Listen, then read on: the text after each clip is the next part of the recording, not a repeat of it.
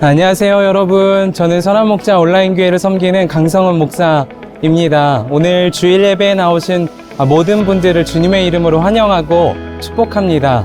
언제 어디서나 온 마음 다해 예배하고 그리고 함께 교제하고 주의 말씀의 훈련을 받기를 원하시는 분들을 우리 선한목자 온라인교회에 초대하고 싶습니다. 30개국에 있는 성도들이 함께 은혜의 공동체로 모여 함께 은혜를 받고 있습니다. 여러분, 언제 어디서나 온 마음 다해 예배하는 곳으로 오셔서 함께 주의 은혜를 누리시기를 바랍니다. 오늘도 복된 주일 예배가 드려질 텐데요. 여러분 계신 곳에서 함께 계시는 주님과 또 우리에게 주어진 말씀으로 깊은 은혜를 누리시기를 바랍니다. 또 다른 은혜의 자리에서 뵙겠습니다. 감사합니다. 행복한 예배 되세요. 감사합니다.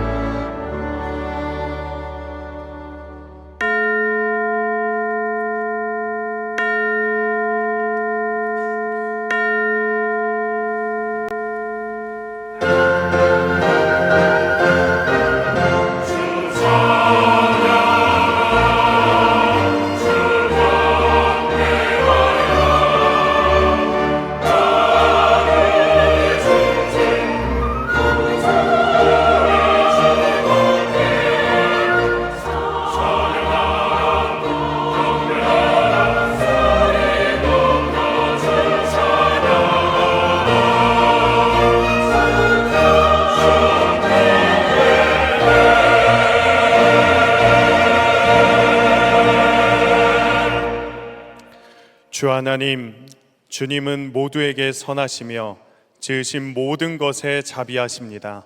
주께서 지으신 모든 것들이 주께 감사하며 모든 성도가 주를 송축합니다.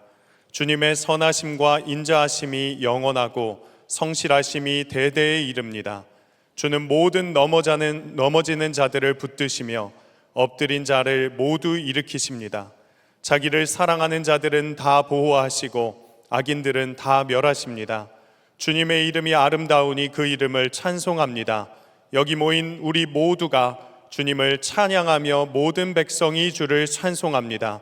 이 시간 이곳에 충만히 임재하셔서 우리가 드리는 예배를 받아 주시옵소서.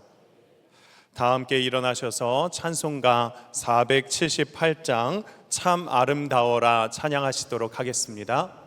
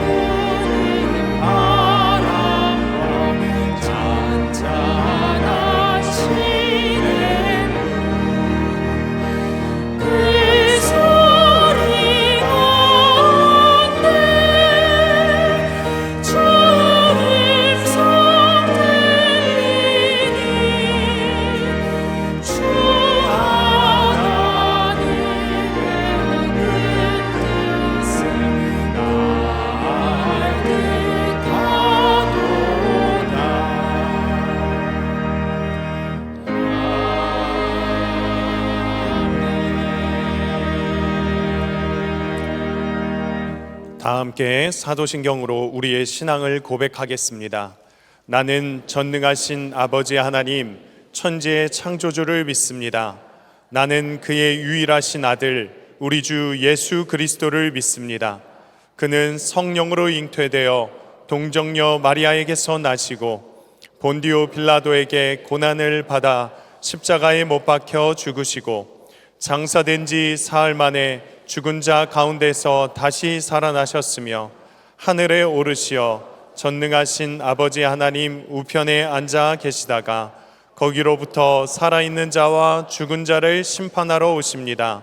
나는 성령을 믿으며 거룩한 공교회와 성도의 교제와 죄를 용서받는 것과 몸의 부활과 영생을 믿습니다. 아멘. 모두 자리에 앉으시겠습니다.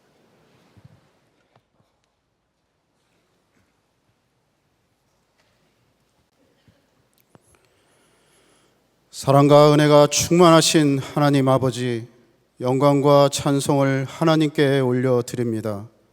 오늘 저희에게 거룩한 주일을 허락하시고 예배드리게 하시니 감사합니다. 영과 진리로 드리는 예배가 되게 하시고 예배를 위해 이 자리에 모인 저희 모두 마음을 만져주셔서 늘 함께 하시는 주님만 온전히 바라보게 하여 주시옵소서. 세상에서 주님의 은혜와 평안을 누리며 말씀과 기도로 살려고 했지만 어느 순간에는 주님을 바라보지 못했습니다. 우리의 연약함에 온전한 회개를 올려드리오니 십자가의 사랑과 보혈로 우리의 허물을 덮어 주시옵소서. 어떤 어려움과 상황 속에서도 날마다 선하게 인도하실 주님을 믿고 오직 예수 그리스도 십자가만 바라보며 나아가는 저희 모두가 되게 하여 주시옵소서. 이 시간 폭풍이 지나간 자리 은혜로 다시 세우다라는 제목으로 말씀을 전하시는 김다희 담임 목사님께 성령의 권능을 더하여 주셔서 하나님의 말씀을 온전히 전하는 통로로 사용하여 주시옵소서. 담임 목사님 영육간에 강건함을 주셔서 주어진 사명 온전히 감당케 하옵소서. 말씀을 듣는 저희 모두 믿음으로 순종을 결단케 하시고 말씀을 통해 얻을 수 있는 참된 평안과 기쁨을 누리게 하여 주시옵소서. 그리하여 묶였던 모든 문제들이 주님의 은혜로 풀어지는 은혜의 시간이 되게 하여 주시옵소서. 특별히 추석 명절을 맞이하여 가족과 친척, 이웃을 만나는 모든 성도들에게 담대함과 지혜를 주셔서 복음을 온전히 전하게 하시고 많은 이들이 주님께 돌아오는 역사가 각 가정마다 일어나게 하여 주시옵소서. 우리 교회가 영적으로 깨어 날마다 말씀과 기도로 더욱 예수님과 동행하고 예수님을 닮아가는 성교적 공동체로 저희를 사용하여 주시옵소서. 하나님께 올려드리는 할렐루야 찬양대의 찬양을 기뻐 받아 주시고 예배를 위하여 섬기는 모든 손길들을 축복하여 주시옵소서. 예배의 시작과 끝을 주님께 의탁하오니 주님 주관하여 주시옵소서. 감사드리며 예수 그리스도 이름으로 기도드립니다. 아멘.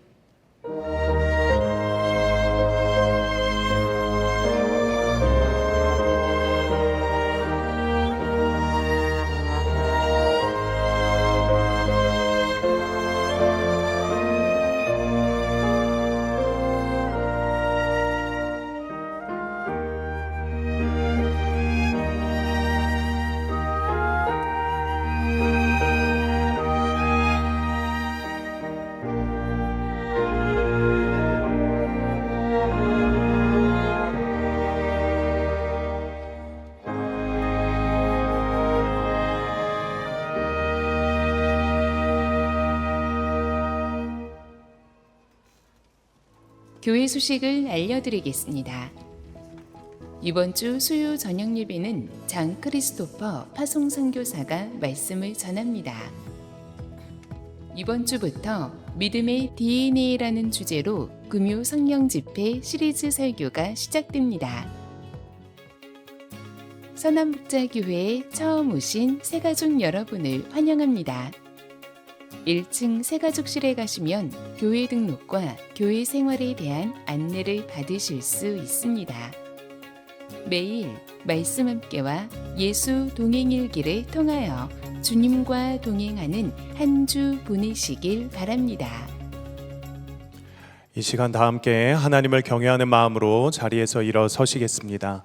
오늘 우리에게 주시는 하나님의 말씀은 사무엘하 19장 1절에서 43절 말씀입니다. 봉독은 11절에서 13절, 16절에서 23절만 하도록 하겠습니다.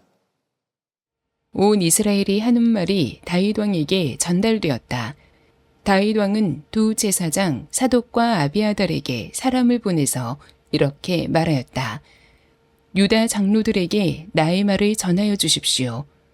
그들이 어찌하여 왕을 다시 왕궁으로 모시는 일에 맨 나중이 되려고 하는지, 그들은 나의 친족이요 나의 고륙 지친인데 어찌하여 왕을 다시 모셔오는 일에 맨 나중이 되려고 하는지 물어보시기 바랍니다. 그리고 아마사에게는 그가 나의 고륙 지친이면서도 요압을 대신하여 군대 사령관이 되지 않는다면 하나님이 나에게 무슨 벌을 내리시더라도 내가 달게 받겠다고 하더라고 알려주십시오. 이렇게 다윗이 모든 유다 사람의 마음을 하나같이 자기 쪽으로 기울게 하니 그들이 왕에게 사람을 보내서 말하였다. 임금님께서는 부하들을 모두 거느리고 어서 빨리 돌아오시기를 바랍니다. 바울임에 사는 베냐민 사람으로 게라의 아들인 시므이도 급히 와서 다윗 왕을 맞이하려고 모든 유다 사람들과 함께 내려왔다.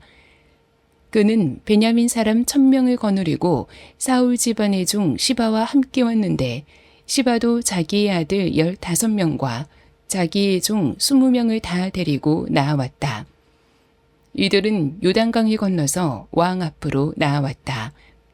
그들은 왕의 가족이 강을 건너는 일을 도와서 왕의 환심을 사려고 나룻배로 건너갔다. 왕이 요단강을 건너려고 할 때 게라의 아들 시므이가 왕 앞에 엎드려서 말하였다.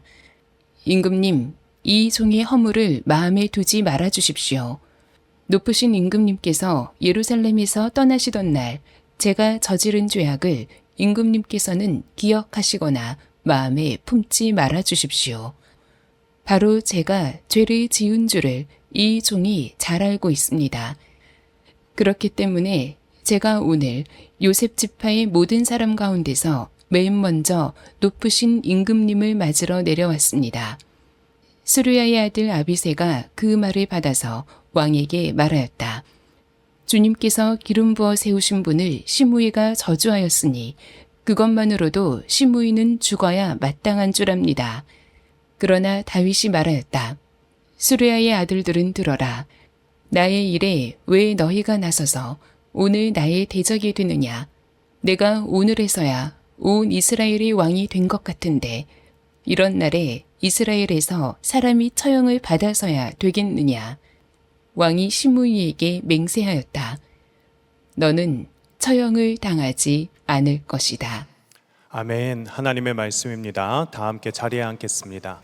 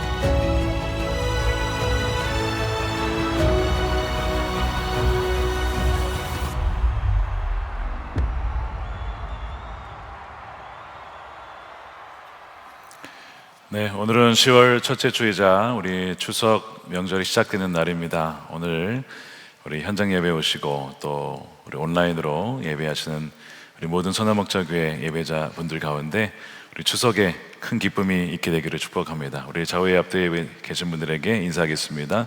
오직 주님의 은혜로 복된 추석 보내시길 바랍니다. 네. 그렇습니다. 네, 정말 행복한 추석 되시길 바라고요. 또 우리 명절임에도 불구하고 정말 은혜로운 찬양을 준비해 주신 우리 할렐루야 찬양대 신은혜 지휘자님, 또 모든 대원분들과 오케스트라 감사드리며, 또 주차 봉사로 안내위원으로 보이지 않는 곳에서 섬겨 주시는 모든 분들께 하나님께 감사하는 마음으로 우리 격려의 박수하도록 하겠습니다.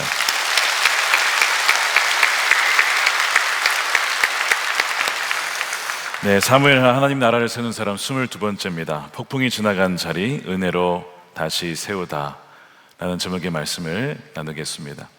지난 봄에 넷플릭스에 이런 다큐멘터리가 나왔습니다. 토네이도 폭풍의 가치다. 혹시 보신 분 계신지 모르겠습니다. 이 다큐멘터리는 2011년에 5월 22일 미국 중부의 미주리주에 있는 조플린이라는 도시에 미국 역사상 가장 큰 토네이도 중에 하나인 5등급 토네이도가 덮친 그 재앙을 다룬 다큐멘터리입니다. 그 당시에 제가 불과 거기에서 2시간 떨어진 북쪽으로 2시간 올라가면 캔자스시티인데 바로 그곳에 제가 살고 있었습니다. 그때 저도 쉘터를 찾아서 숨어야 할 정도로 토네이도 사이렌이 온 도시에 울렸죠. 캔자스시티에는 토네이도가 오진 않았지만 조플린에는 끔찍한 괴물 토네이도가 들이닥쳤습니다. EF5 등급을 나누는데 최고 등급입니다. 5등급 토네이도, 여러분 폭이 1.6km입니다. 1마일 정도 되는 어마어마한 괴물 토네이도입니다. 시속 320km, 엄청난 풍속을 가진 토네이도가 도시를 덮쳤어요. 조플린이라는 도시입니다. 38분간 도시를 훑고 지나갔습니다. 어떻게 보면 짧은 시간이라 볼 수 있는데 그 38분이면 도시의 3분의 1을 날리기에 충분했습니다. 사진 보시면 지나간 자리에 저 집들입니다. 다 집이 다 파손이 되었고요. 좀 더 높은 곳에서 바라보게 되면 저렇게 다 그냥 사라지게 된 것이죠. 가운데 위에 저것이 바로 조플린 고등학교입니다. 당시에 졸업식이 있었습니다. 학생들이 대피를 하지 못했죠. 그래서 학생들 포함해서 그 도시에 161명이 토네이도로 죽고 맙니다.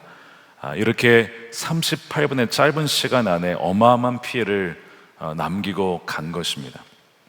다음 날 아침에 폭풍은 지나갔지만 사람들은 망연자실할 수밖에 없었죠. 모든 집이 사라지고 또한 사랑하는 이들을 잃고 또 실종이 되어지는, 어떤 친구는 차에 있었는데 그 차의 선루프로 빨려 나가서 죽게 되어지는 그런 일들도 있었다고 합니다. 막막한 이 폐허 속에서 어디서부터 이걸 복구를 해야 할지, 여러분 같았으면 어떻게 시작을 하겠습니까? 무엇을 하겠습니까? 여러분, 사무엘하 19장이 마치 이 폭풍이 지나간 자리에서 잿더미가 된 상황에서 시작을 해야 하는 상황과 굉장히 흡사합니다. 지금 다윗은 광야를 지나면서 거대한 폭풍을 맞이했습니다. 바로 압살롬의 반역입니다. 그 반역으로 인하여서 자신은 왕궁에서 쫓겨나야 했고 맨발로 피난을 가야 했습니다. 폭풍이 지나간 자리에 남은 것은 무엇입니까? 반란자였던 압살롬은 죽었고 왕은 살아남았지만 승리의 환호를 낼 수가 없었어요. 내전 때문에 젊은이 2만 명이 죽었습니다. 2만 명이 그 귀한 생명을 잃은 거예요. 절망 속에서 이 사람들이 처하게 된 것이죠. 아버지와 아들이 싸웠고 형제와 형제가 칼을 겨누었고 왕의 최측근이었던 아히도벨은 스스로 목숨을 끊었고 결국 압살롬도 죽고 말고, 그러니까 승리를 하긴 했지만 이 승리의 기쁨마저 잃어버린 채 통곡해야 했습니다. 서로 간의 불신과 배신 속에 이 나라를 어떻게 재건을 해야 할까, 그 폐허 속에서 시작을 하게 되는 겁니다. 이것이 오늘 본문이 마주한 현실이죠. 폭풍이 지나간 잿더미 위에서 어떻게 나라를 재건할 것인가. 그런데 오늘날 우리가 마주하는 상황도 이와 같을 수 있습니다. 여러분의 인생에 여러 가지 크고 작은 폭풍이 지나갈 때가 있지 않습니까? 신뢰했던 동역자가 배신하고 사랑했던 가족과 친구와의 갈등, 정치 문제로 인하여서 부모 자식이 없습니다. 추석에 명절이 되어도 찾아가지 않는 그런 가정들, 부부간에 다투어서 만나지 않는 가정들도 상당히 많이 있습니다. 여전히 폭풍이 지나간 후에 그 상흔으로 말미암아 서로 함께하지 않는 그런 공동체가 있지 않습니까? 그래서 깨어진 신뢰, 얼어붙은 마음, 어색한 침묵이 흐르는 거예요. 자, 이런 잿더미 속에서 우리는 딜레마에 빠집니다. 용서해야 하는가? 용납해야 하는가? 화해해야 하는가? 한다면 어떻게 해야 하는가? 과연 할 수 있을까? 해야만 하는가? 이런 질문들이 있지 않습니까? 우리는 교회에서 용서라는 말씀을 자주 듣습니다. 오늘도 그와 같은 주제이긴 합니다만, 그런 말씀을 들을 때마다 이런 질문을 하신 분이 있습니다. 목사님, 제가 그 사람을 용서는 하겠는데 다시는 얼굴 보고 싶지 않습니다. 이것도 죄입니까? 목사님, 도무지 용서가 안 되는데 억지로 괜찮은 척 해야 하는 겁니까? 어떤 분은 그 사람을 다시 받아들였다가 또 상처받을까 봐 두렵습니다. 꼭 같이 다시 만나야 되는 건가요? 다시 공동체에 있어야 하는 건가요? 이런 질문들, 아마 여러분들도 아주 실제적으로 이런 고민들을 한 번쯤 이상은 아마 해보셨으리라 생각합니다. 학생들은 어떤 거예요? 학교에서 학교 폭력에 휘말리는 경우가 있습니다. 피해자가 되는 경우가 있어요. 자, 그 순간 가정에는 거대한 폭풍이 불어닥치는 것과 같습니다. 만약 내 아이가 피해자라면 그 아이의 몸과 몸에 새겨진 상처를 보면서 부모의 마음은 너무나 갈기갈기 찢어지죠. 정말 그 가해 학생을 향한 분노가 일어나고, 도대체 그 가해 학생의 부모는 아이를 어떻게 길렀길래 이렇게 가해를 할 수가 있는가, 폭력할 수가 있는가, 원망이 솟구치는 겁니다. 정의를 외치고 당장이라도 상대방의 가해자에게 똑같이 갚아주고 싶은 마음이 부모의 마음 아니겠습니까? 자, 그러다가도 원수를 사랑하라, 용서하라 라는 마음을 품게 되면서 어떻게 해야 하지? 크리스천인데, 주님은 용서하셨는데, 이런 고민을 하는 거예요. 반대로 내 아이가 가해자라면 어떻습니까? 가해자라면 충격과 부끄러움에 이거 어떻게 말을 할 수가 없죠. 얼굴을 들 수가 없습니다. 피해 학생과 그 부모를 어떻게 만나야 하나? 앞으로 나의 아이는 어떻게 되는 것인가? 이러다가 감옥에 가는 것은 아닐까? 만약 이러한 일이 여러분 공동체, 특별히 교회 공동체 안에서 이와 비슷한 일이 벌어지면 여러분 어떻게 하시겠어요? 자녀 간의 문제가 부모에게로 퍼져가고, 성가대원들 사이에 갈등이 일어나고, 속회원 사이에 갈등이 일어나면 여러분 어떻게 하시겠습니까? 그때 여전히 손 내미시겠습니까? 용납하시겠습니까? 아니면 등 돌리고 평생 안 보시겠습니까? 아니면 그 사람이 2부 예배 드리면 난 3부 예배 드리고, 3부 예배 드리면 난 4부 예배 드리고, 그렇게 피해 가시겠습니까? 영영. 여러분, 불가능한 일이죠. 불가능한 일이죠. 자, 이것이 오늘날 우리가 겪는 폭풍이라고 하는 것입니다. 정신과 의사이자 하버드대 의대 교수인 주디 서먼이 쓴 책이 있습니다. 진실과 회복, Truth and Repair라는 책에 보면 이런 상황 속에 사람들은 두 가지 극단을 행한다는 거예요. 하나는 무자비한 정의의 칼을 빼드는 것입니다. 오늘 본문의 아비새처럼 잘못된 사람이 사과해야 되고 잘못된 사람이 처벌을 받아야 합니다. 여러분, 이것이 맞는 말이에요.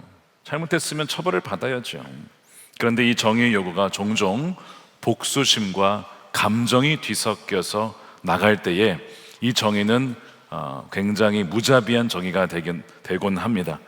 상대방을 끊임없이 정죄하고 관계의 잿더미를 더 깊은 폐허로 만들 때가 많다는 거예요. 용서하지도 못하고 용납하지도 못해요. 또 다른 극단은 무엇이냐면 침묵하고 회피하는 겁니다.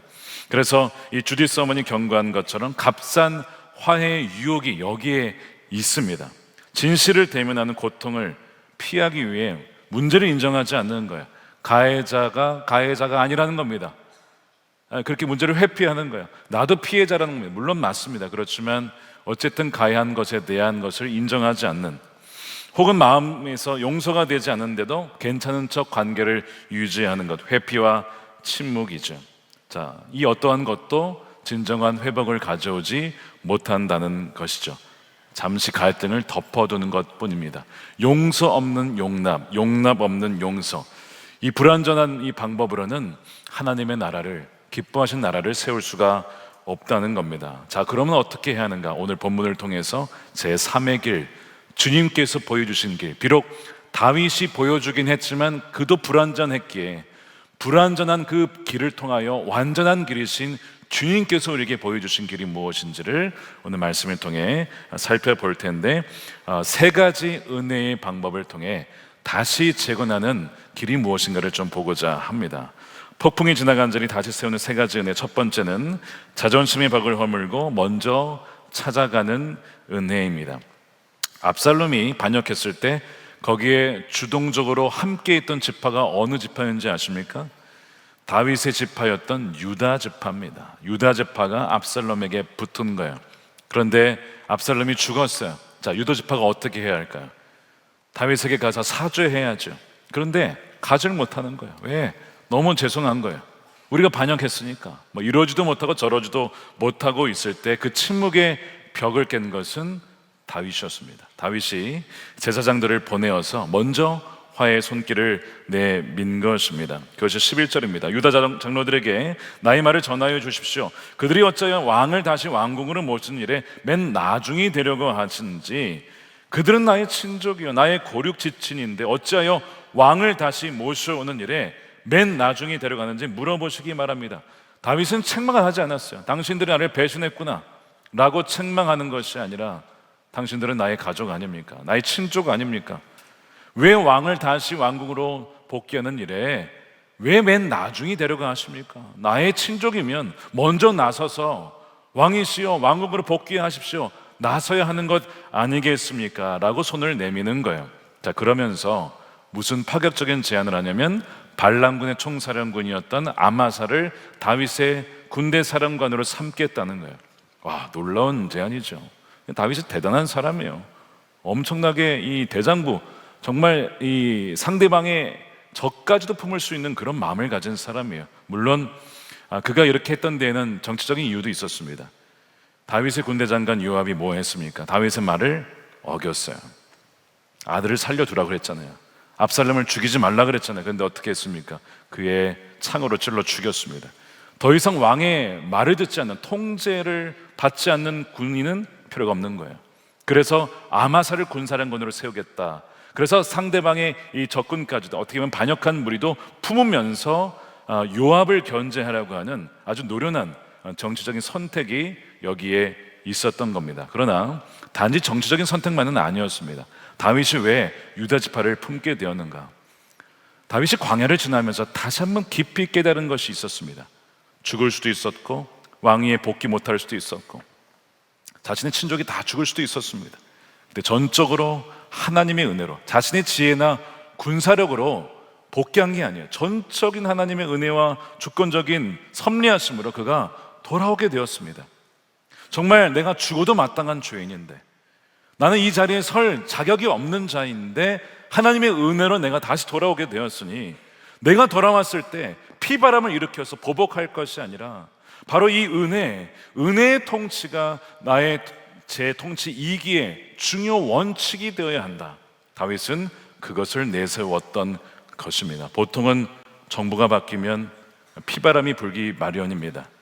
내치기 마련이죠. 감옥에 보내고 수사를 하고 특검을 하고 이런 식으로 보복 수사를 하기 마련인데, 다윗은 얼마든지 유다 지파를 책출해서 반란군 다 잡아와, 다 감옥에 쳐넣어 할 수 있었지만 그렇게 하지 않고 내 자신이 은혜로 되었음을 그가 광야에서 더 깊이 깨달았기 때문에 먼저 찾아가는 은혜를 베풀었던 것입니다.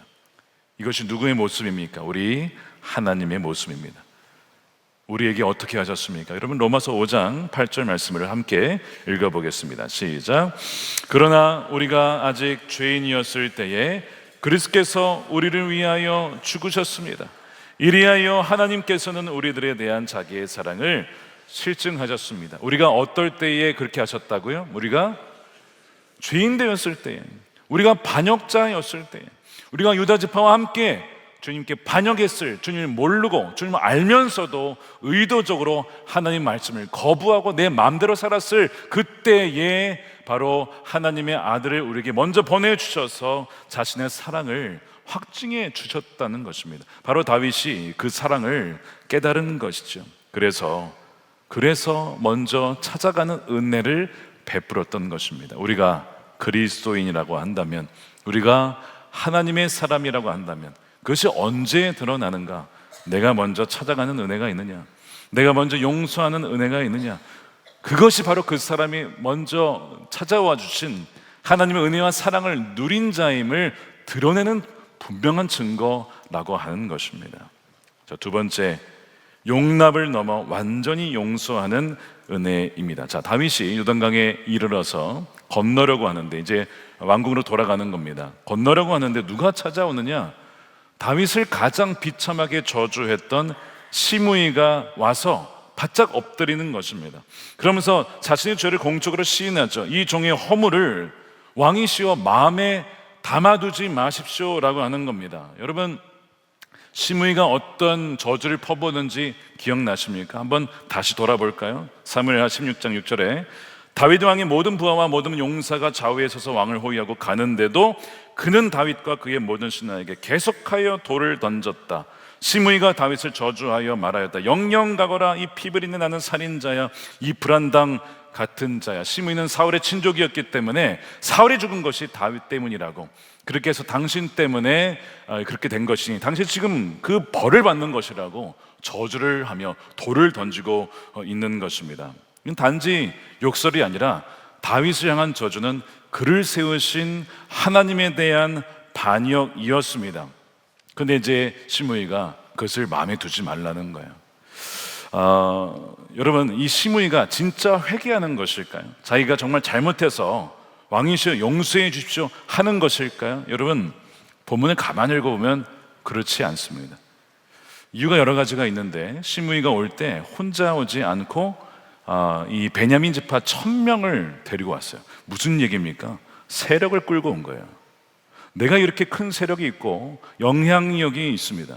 나를 받아주시면 당신이 나를 재건하는데 꽤 힘이 될 것입니다. 그러나 나를 거부하시면 무슨 일을 벌일지 모릅니다. 약간의 이런 협상 카드를 가지고 온 것을 볼 수가 있어요. 게다가 오늘 18절에 보면 그들이 왕의 환심을 사려고 왕을 이렇게 배에 태워서 이렇게 했다는 거예요. 환심을 사려고. 그러니까 왕에게 잘 보이려고 하는 것, 살려고 하는 것이지 회개해서 온 것이 아니었던 것입니다. 그래서 이런 얘기를 하니까 옆에 있던 아비새가 그 마음을 다 간파하죠. 진짜 회개해서 하는 게 아니라는 걸 알고 이 아비새가 뭐라고 하냐면 정의의 칼을 빼어듭니다. 21절에 수르의 아들 아비새가 그 말을 받아서 왕에게 말하기를 주님께서 기름 부어 세우신 분을 시므이가 저주하였으니 그것만으로도 시므이는 죽어야 마땅한 줄 압니다. 여러분, 이 아비새의 분노가 이해되시죠? 여러분에게 이런 친구들이 있으면 얼마나 든든하겠습니까?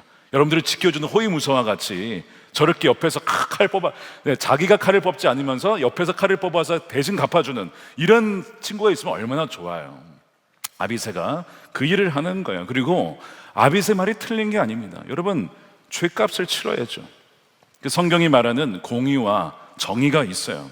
오직 정의를 물같이, 공의를 마르지 않는 강같이 흐르게 하라. 이것이 아모스 선지자의 말씀 아닙니까? 그러니까 죄에 대한 죄값을 치르는 것이 마땅히 왕이 해야 할 일입니다. 아비새는 그 얘기를 하고 있는 거예요. 그런데 다윗은 전혀 다른 얘기를 합니다.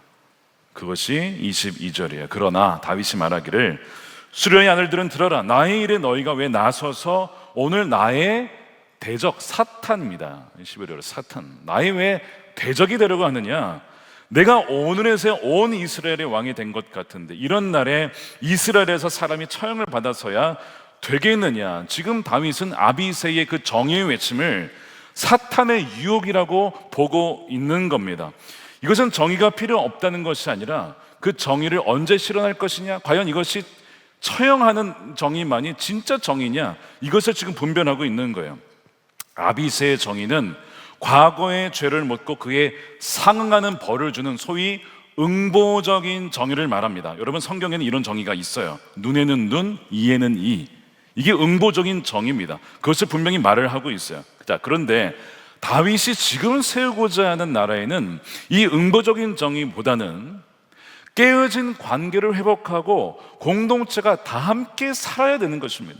지금 폐허가 됐는데 이거 누구 잘못 따지면서 처형시키면 이 나라가 설 수가 있겠습니까? 그러니까 회복적인 정의를 외치면서 더 그것이 시급한 상황이었기 때문에 아비새의 이 요청을, 이거 잘못하면 나라 더 박살난다, 더 갈라진다, 이건 사탄의 유혹이다라고 그렇게 아비새를 책망을 하면서 가만히 있으라라고 말했던 것이죠. 여러분, 다윗이 그렇게 다신하게 돌 던졌던 시므이마저도 품는, 그를 용납하는 참 마음이 넓은 사람이었습니다. 우리에게도 이런 마음이 있게 되기를 원합니다. 자, 그런데 성경을 잘 아시는 분들은 아실 거예요. 나중에 이제 열왕기 상의 2장에 보게 되면 다윗이 유언을 합니다. 솔로몬에게. 거기 누가 등장합니까? 시므이가 다시 등장합니다. 이로부터 이제 몇 년 뒤인데요, 그때까지 다윗의 마음의 깊은 곳에서는 쓴뿌리가 있었어요. 누구에 대한 쓴뿌리입니까? 시므이에 대한 쓴뿌리가 남아 있었어요. 아들아, 너는 지혜로운 자니까 무엇을 해야 할 줄 알 것이다.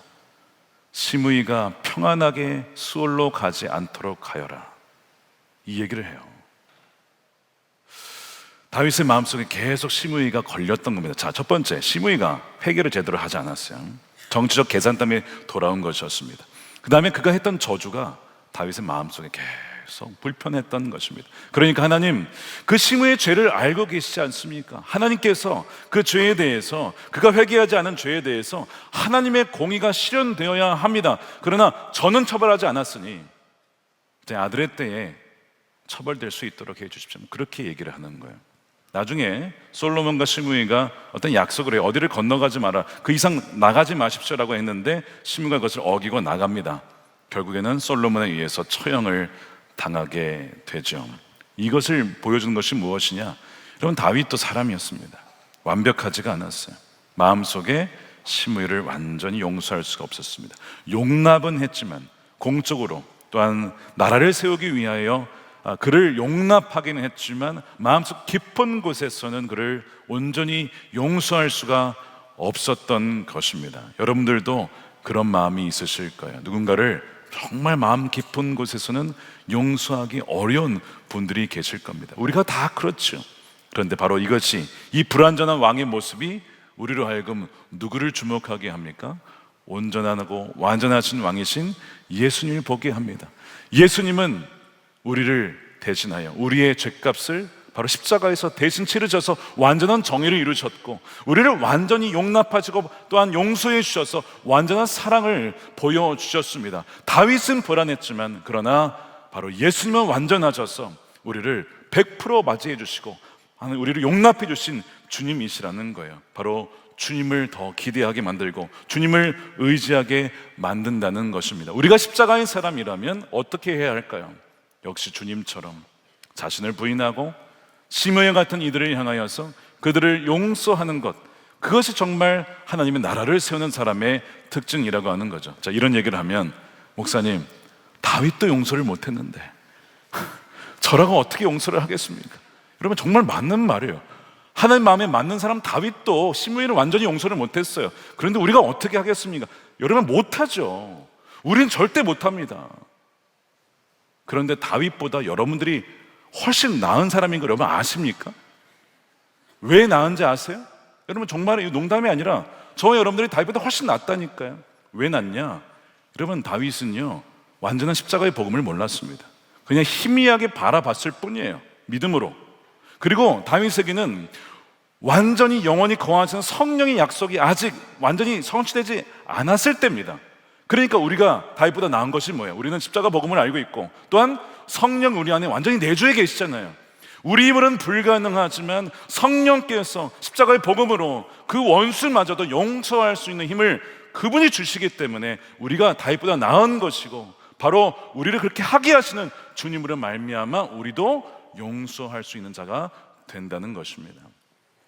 우리가 진짜 그리스도의 사람인가, 우리가 정말 예수님의 사람인가는 평소에는 몰라요. 언제 드러납니까?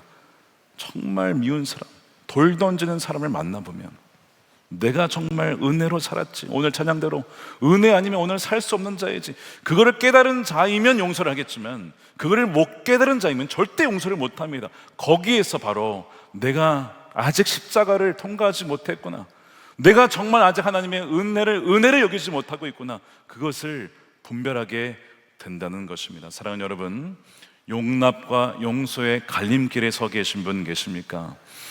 용서하는 은혜, 주께서 먼저 우리를 용서하셨기에 용서하는 은혜로 하나님의 나라를 세워나가는 여러분 되시기를 축복합니다.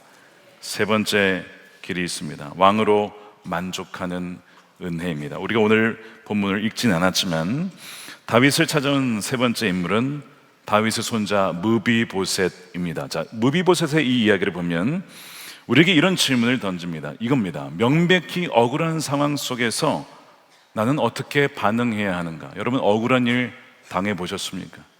무비보셋만큼 억울한 일이 또 어디 있겠습니까? 어떤 일이 있었습니까? 그의 시종 시바가 재산을 가지고 다윗에게 찾아가서 먹을 것을 주면서 무슨 얘기를 했죠?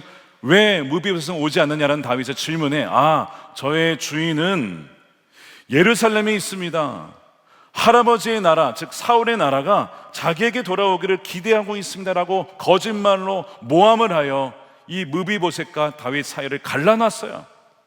다윗은 그걸 모르고 그러면 무비보셋 전 재산 너가 가져라, 시바에게 재산을 다 줘버렸습니다. 돌아왔는데 무비보셋이 뭐라고 하는 거예요? 너 왜 안 따라왔냐 했더니 그 종이 나를 속이고 나를 버려두고 혼자 갔다는 거예요. 억울한 거죠. 그 얘기를 듣고 다윗이 이런 판결을 내려요. 그러면 시바와 재산을 반반 나눠 가져라, 이렇게 얘기를 합니다. 무비보셋 입장에서는요, 재산을 반을 잃어버렸어요. 억울한 상황입니다. 여러분이 같았으면 어떻게 하시겠습니까? 다윗 왕이시여, 억울합니다. 저는 당신을 배신하지 않았습니다. 시바가 배신하는 것입니다. 이렇게 얘기를 했을 거예요. 다윗의 입장에서는 왜 이렇게 했느냐? 다윗의 입장에서는 뭐가 신신인지를 분별하기가 어려웠어요. 어찌되었든 시바가 어려운 시기에 와서 도와준 건 사실이거든요. 그러니까 그의 공로를 인정할 수밖에 없었던 것이죠. 그래서 그에게 반을 주고 나머지 반을 무비보셋에게 준 겁니다. 자, 그런데 이 판결에 대해서 무비보셋이 어떻게 반응을 할까요? 막 왕에게 항의하는 것이 아니라 참 놀라운 신앙적인 고백을 그가 하게 됩니다. 그것이 30절입니다. 무비보셋의 왕에게 아뢰었다. 높으신 임금님께서 안전하게 왕궁으로 돌아오시게 되었는데 이제 그가 그 밭을 다 차지한들 뭐 어떻습니까? 재산 다 가지라고 하십시오. 이 얘기예요. 다윗의 이 불합리한 이 판결은 의도치 않게 무비보셋의 마음속에 진짜 무엇이 있는지를 분별해주는 그런 시험 사건이 되었습니다. 자신도 모르게 다윗은 그런 시험을 하는 것이고, 자신도 모르게 무비보셋은 마음속에 있는 것이 무엇인지를 드러내게 된 거예요. 그의 마음속에는 재산이 중요한 게 아니었어요. 우리 할아버지가 남겨주신 재산이 중요한 게 아니라 내게 중요한 것은 왕과의 관계였다는 것이죠. 자, 이미 무비보셋은 어떤 은혜를 누렸습니까? 헤세드. 그는 죽은 목숨이었어요. 그런데 다윗이 어떻게 해줬어요? 살려줬죠. 왕의 식탁에서 먹을 수 있도록 해줬죠. 그리고 관계를 회복시켜 주셨죠. 이미 그 헤세드의 은혜를 받았기 때문에 저는 이것이면 충분합니다. 재산이 중요한 게 아닙니다. 잃어버린 몫을 회복하는 것, 더 중요한 것은 왕이 평안하게 돌아오셨으니까 그것이면 충분합니다. 소위 우리 교회 표현으로 예수님이면 충분합니다의 고백을 누가 하는 거예요? 무비보셋이 하고 있는 거예요. 얼마나 감동적인 고백인지 몰라요. 여러분, 우리가 억울한 일을 당했을 때에 우리도 모르게 그것이 시험 당하는 것인 줄 여러분 아셔야 됩니다. 억울한 일을 당할 때 우리는요, 내가 잃어버린 몫을 찾기 위해 아등바등하며 밤에 잠도 못 자요. 어떻게 하면 내 잃어버린 명예를 찾을 수 있을까? 어떻게 하면 잃어버린 그 명예와 돈과 그 오해를 풀 수가 있을까? 거기에 온통 골몰하기 마련이죠. 근데 바로 거기에 내 마음에 보물이 있을 수도 있어요. 나도 모르게 내가 내 명예를 가장 중요하게 여겼구나, 내 재산을 가장 중요하게 여겼구나. 그런데 무비보셋처럼 내게 가장 중요한 것은 그게 아니라 주님이 돌아오시는 그 주님의 임재, 내가 그것 때문에 그 사람이 미워가지고 그 잃어버린 재산 때문에 그 명예 때문에 기쁨과 평강을 다 잃어버리고 주님이면 충분하다고 했는데 사실상 억울한 일을 당해보니 아니야, 주님이 전부가 아니야, 내게는 명예가 전부야, 재물이 전부야. 그게 거기에서 드러나게 되는 것입니다. 과연 우리는 무비보셋처럼 주님이 오셨으니 그것이면 충분합니다. 정말 그런 고백을 할 수가 있을까요? 살다 보면 사업을 하다가 억울하게 돈을 떼기도 하고 직장 동료에게 모함을 당하기도 하여서 좋은 평가를 받지 못할 때도 있죠. 사역을 하다가 어떤 오해 때문에 관계가 틀어져서 명예를 잃어버릴 때도 저 사람 저런 사람이래, 이런 막 진짜 가슴 아픈 일을 당할 때가 있어요. 기억하십시오. 그것을 회복하는 것 하나님께서 그거 다 알고 계세요. 우리의 억울함을 하나님이 다 알고 계세요. 가장 완벽한 공의로운 재판관이신 주님께서 여러분 그걸 모르시겠습니까? 누가 억울한지, 누가 정말 주인인지 모르시겠냐고요. 그저 주님께 내어드리고, 주님, 저는 그것 때문에 주님과의 임재와 기쁨을 잃어버리고 싶지 않습니다. 주님과의 임재가 더 중요합니다. 그것이면 충분합니다. 오늘 이 메시지를 통해서 여러분들이 그 잃어버린 것에 대해서 그것을 찾기 위해 아등바등하는 것, 물론 하나님께서 그것을 갚아주게 되시기를 원합니다. 그러나 더 중요한 것, 나는 주님의 임재면 충분하지, 이거는 절대 잃어버리고 싶지 않습니다. 이 무비보셋의 고백, 왕으로만 충분한 이 은혜가 여러분들에게 있게 되기를 축복합니다. 마지막으로 우리가 정리를 하게 되면서 이 세 가지를 정리하면서, 자, 세 가지 은혜 뭐죠? 찾아가는 은혜, 용서하는 은혜, 왕으로 만족하는 은혜는 하나님이 나라를 세워요. 자, 다윗이 오늘 은혜를 베풀었는데 완전하지는 못했어요.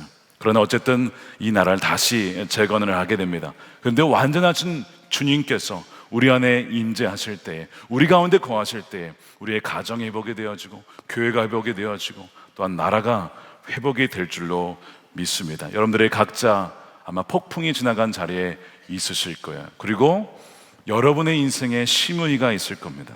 한번 떠올려 보십시오. 여러분들의 시무이를 여러분은 어떻게 대하시겠습니까? 오늘 말씀은 분명하게 얘기하고 있습니다. 용서의 손을 내밀고 화해의 길을 열어두어라. 여러분, 용서는 우리가 선택할 수 있는 거예요. 그런데 화해는 쌍방이 하는 것이니까 내 마음대로 되지는 않아요. 시간이 걸릴 수 있어요. 안 될 수도 있어요. 그러나 화해의 길을 막아서는 안 된다는, 언제든지 화해할 수 있는 문을 활짝 열어두어야 한다는 것이죠. 지난 미주 동부 트립에서 팀들이 펜실베니아 랭캐스터라는 쪽에 갔습니다. 아미시 마을, 제세례파 계열의 신앙인들입니다. 전기 동력을 사용하지 않고 사용하는 분들이죠. 정말 신앙이 좋은 분들인데 그 마을을 방문했었어요. 근데 그 마을이 20여 년 전에 아주 끔찍한 폭풍이 닥쳐왔었습니다. 어떤 거였냐면 우유 배달 트럭 운전사였던 찰스 로버츠라는 분이 그 동네의 작은 학교에 총을 들고 들어간 거예요.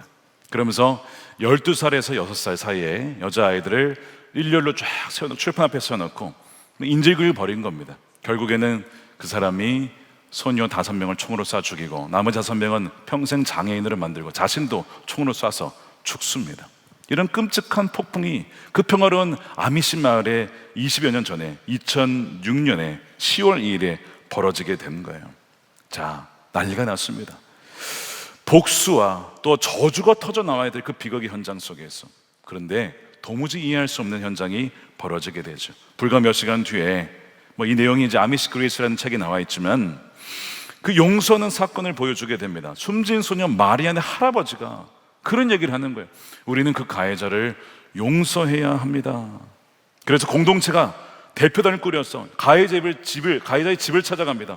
그 죽은 남편의 아내와 아이들을 위로합니다. 그리고 용서를 선포해요.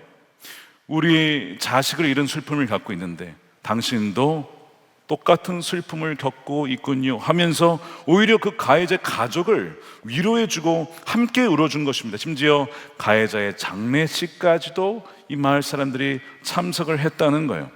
여러분, 어떻게 이런 용서가 가능하죠? 이게 말이 됩니까, 여러분?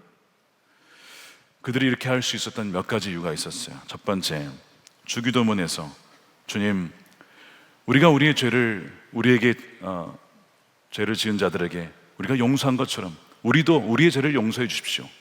주기도문의 그 내용처럼 그렇게 남을 용서한 것이고, 더 나아가서 이 아미시의 영성 중에 겔라센 하이트라고 평정 침착이라는 영성이 있습니다. 뭐냐면 모든 것이 하나님의 주권 가운데 있기에 나의 어떤 권리를 내려놓고 포기하며 생명까지도 주님께 완전히 드리자, 그렇게 내어드리는 순복의 영성이 있었어요. 이 열매가 바로 이 용서로 이어지게 된 것입니다. 그러니까 복수할 권리도 주님께 내어드리고 하나님께서 갚아주실 거야, 산상수훈의 말씀처럼 원수도 사랑하기로 그들은 결단을 하게 된 거야. 자, 이것이 얼마나 파급력이 컸는지 안 믿는 비기독교인들이 기독교의 용서가 진짜다, 정말 예수님의 말씀이 진짜구나, 그렇게 진지하게 이 기독교를 받아들이게 되어지는 일이 있었고요. 또한 미국의 총기 사고가 많습니다. 그때마다 이 아미시의 용서가 폭력의 고리를 끊을 수 있는 그 유일한 길이 예수 그리스도의 십자가 용서에 있다는 것을 알게 됐어요. 그리고 그 이후에 총기 사건이 있을 때마다, 항상 그런 건 아니지만, 그 가해자를 용서하는 것이 이때부터 시작이 된 거예요. 얼마 전에 암살을 당한 찰리 커크의 아내 에리카 커크가 그 총격범을 용서한다라고 고백했죠. 왜죠? 왜냐하면 주님께서 우리를 용서하셨고 남편이었더라도 그 사람을 용서했을 것입니다. 그렇게 용서를 하는 거예요. 이 아미시의 영성을 통해 폭풍이 지나간 잿더미 위에 결국에는 다시 이 공동체가 세워지고, 아니 나라가 다시 세워지는 놀라운 은혜가 펼쳐지게 된 것이었습니다. 여러분, 여러분의 인생에 시므야 같은 분은 누구십니까? 도무지 용서할 수 없는 사람이 있습니까? 오늘 이 말씀을 통해서 주님께서 먼저 우리가 죄인 되었을 때에 찾아와 주셔서 용서해 주신 것처럼, 우리를 용납해 주신 것처럼, 십자가에서 완전히 받아주신 것처럼 우리도 십자가의 사람이 되어 그들에게 손 내밀며 용서하며 용납하는 진정 십자가의 그리스도인들이 되시기를 주님의 이름으로 축원드립니다. 조플린이 완전히 잿더미 되었다가 전국에서 수만 명의 봉사자들이 와서 재건을 합니다. 당시 오바마 대통령도 와서 그 조플린 고등학교에 와서 그들을 격려하면서, 졸업식 때 와서 격려하면서 세워줘요. 그래서 이 조플린의 제가 한 몇 년 뒤에 갔을 때 나무는 여전히 다 쓰러져 있는 상황이 그대로 있었지만 도시는 복원이 됐어요. 아, 하나님께서 이 도시를 다시 세워주셨구나, 하나님의 백성들을 통하여서 재건해 주셨구나, 그걸 보게 되었습니다. 우리의 노력은 불완전할지도 몰라도, 그러나 우리 안에 계신 주님의 그 십자가의 은혜를 말미암아 여러분들이 무너졌던 관계와 가정과 부모와 자녀 사이에, 또한 공동체가 다시 주님의 은혜로 더 든든하게 세워지는 이 은혜가 우리 추석의 시작을 맞이하는 오늘, 또 주일 10월 첫째 주 여러분들의 모든 삶의 가정 가운데 충만하게 부어지게 되기를 주님의 이름으로 축원드립니다. 아멘. 우리 함께 기도하겠습니다. 이 시간 우리 인생의 유다 지파와 시므야 같은 일을 만날 때 있습니다. 폭풍이 지나가고 정말 쑥대밭이 되어서 폐허가 된 관계와 부부 사이와 가정과 부모와 자녀 사이의 관계가 있을 것입니다. 심지어 정치 문제로 부모 자식 간에 만나지 않는 가정들도 있습니다. 또한 부부 간에 틀어져서 양가 부모님을 방문하지 않는 그런 아픔이 있는 가정도 있을 것입니다. 주님, 폭풍이 지나간 이 잿더미 속에서 우리가 살 수 있는 길은 오직 예수 그리스도의 십자가밖에 없음을 기억하며, 우리가 어떤 은혜로 살게 되었고 우리가 어떤 은혜로 지금 존재하게 되는지를 다시 한번 기억하며, 주의 은혜로 말미암아 우리도 주의 은혜를 베푸는 자가 되게 하여 주시옵소서. 그리하여 우리의 찢겨진 우리 공동체와 마음과 상처들이 치유받는 하나님의 은혜가 우리 온 예배자들의 삶 가운데 부어지게 해달라고 우리 함께 통성으로 기도하도록 하겠습니다. 살아계신 아버지 하나님, 감사합니다. 주님의 은혜로 우리가 살았음을 고백합니다. 주님의 은혜 없이는 우리가 살 수 없는 자임을 고백합니다. 주여, 우리가 무슨 예수님으로 그렇게 아버지 용서할 수가 있겠습니까? 그러나 아직 죄인 되었을 때 우리를 사랑하신 주님의 사랑 때문에, 주님의 그 십자가의 사랑과 희생 때문에 우리는 아버지 그 사랑을 기억하며 그 은혜로 말미암아 우리도 우리 심의를 용납하며 사랑할 수가 있는 것입니다. 주여 아버지 그 십자가의 사랑으로 용납하게 하시고, 그리하여 하나님의 나라를 세우는 사람들, 하나님 그 나라를 재건하는 사람들이 되게 하여 주시옵소서. 우리 마음 가운데 모든 미움과 쓴뿌리가 제거되게 하시고, 아버지 온전한 치유와 회복의 은총을 우리 모두에게 허락하여 주시옵소서. 하나님의 은혜 가운데 사랑해 주옵소서. 살아계신 아버지 하나님, 우리 예배하는 성도들 중에 심의로 말미암아 씨뿌리가 마음속에 박혀있는 분들이 있습니다. 관계와 갈등으로 말미암아 마음이 찢어지고 갈라지고, 그렇게 부부간에, 부모와 자녀간에, 또한 성도와 성도 간에 그렇게 갈라진 채 살아가는 많은 사람들이 있음을 압니다. 폭풍이 지나간 이 폐허 속에서 어떻게 이것을 재건할 수가 있겠습니까? 주님, 우리 힘으로는 어느 그 한 명도 용납할 수가 없고 용서할 수가 없는 그런 죄인입니다. 그런데 주님, 주님의 은혜를 기억하기를 원합니다. 아직 우리가 죄인 되었을 때에 자신의 독생자 아들을 내어주시고, 그리하여 우리를 대신해서 죽게 하여 우리를 살게 하신 하나님의 그 사랑을 확증하여 주신 그 사랑을 기억하며, 우리가 어떤 은혜를 누렸는지, 어떤 은혜를 우리가 지금도 살아가고 있는지를 기억하여 주여 용서하며 또한 사랑하며 용납하는 주님의 십자가의 백성들, 또한 그리스도인들이 다 될 수 있도록 인도하여 주시옵소서. 아버지 하나님, 다윗은 불완전했지만 완전하신 주님은 온전하시고 완벽한 왕이십니다. 우리 안에 성령으로 와 계시니 우리의 깨어진 관계와 공동체가 주 예수 그리스도의 회복으로 말미암아 온전히 치유받고 회복되어지는 놀라운 은총이 우리 예배하는 모든 예배자들 삶 가운데, 가정 가운데 주여 회복되게 하여 주시옵소서. 이 시간에 아버지 특별히 기도하기를, 주님, 몸이 불편하거나 병으로 말미암아 하나님 예배를 온전히 드리지 못하고 또 병상에서 또 온라인에서 드리는 분들이 있습니다. 주의 치유의 은총을 더하여 주셔서 강건함을 회복하여 주시옵소서. 회복의 은총을 더하여 주시옵소서. 약할 때 강함 되신 주님을 더 바라보는 눈이 활짝 열리게 하여 주시옵소서. 주여 이 시간 온전한 10의 1조로, 또 감사헌금으로, 또 건축헌금으로, 또한 구제헌금으로 주님께 올려드립니다. 우리의 가진 모든 것이 하나님의 은혜로 주어진 것임을 기억하고, 하나님의 선한 청지기로서 맡겨진 것을 주인의 뜻에 따라 나누며 베풀며, 우리의 가진 달란트를 주의 나라와 영광을 위하여 기꺼이 쓰고 또한 남기는 하나님의 백성들이 다 되게 하여 주시옵소서. 아버지 하나님, 이 나라를 기억하여 주시옵시고, 주님, 압살롬과 다윗의 내전으로 말미암아 폐허가 된 그 상황이 이 나라에 벌어지지 않도록 주여 하나님, 하나된 마음과 성령으로 통일된 한 나라, 또한 한반도가 될 수 있도록 인도하여 주시옵소서. 하나님을 경외하는 이 나라가 되게 하여 주시옵시고, 지도자들이 깨어서 하나님을 두려울 줄 알고 정말 공의와 정의를 정말 강물같이 흐르게 하는 이 나라가 되게 하여 주시되, 긍휼과 자비를 베푸는 지도자들이 되게 하여 주시옵소서. 아버지 하나님, 남과 북이 복음으로 하나 되기를 원합니다. 북한에 억눌려 있는 김국기, 김종영 목사님, 최충길 선교사님, 장문석 집사님 비롯한 억눌려 있는 주의 백성들을 속히 풀어 주시옵소서. 땅끝까지 이르러 복음을 증거하러 지금도 수고하시는 우리 선교사님들이 있습니다. 가정을 지키시고 건강을 지키시고, 우리도 보내는 선교사로, 또 하는 세우는 선교사로 기도하며 함께 나아갈 때에 주의 오실 길을 예비하여 지금도 잃어버려 방황하는 영혼들을 주께로 인도할 수 있도록, 그리하여 주께서 착하고 충성된 종아 참 잘하였도다 주님을 맞이하는 우리 모든 백성들이 다 될 수 있도록 역사하여 주시옵소서. 예수님의 이름으로 축복하며 기도드립니다. 아멘. 다 같이 일어나셔서 준비하신 예물 드리며 은혜 아니면 함께 찬양하겠습니다.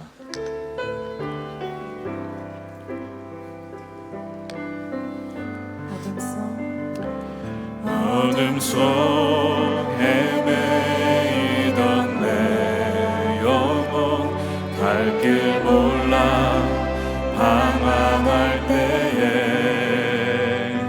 주의 십자가 영광의 그 빛이 나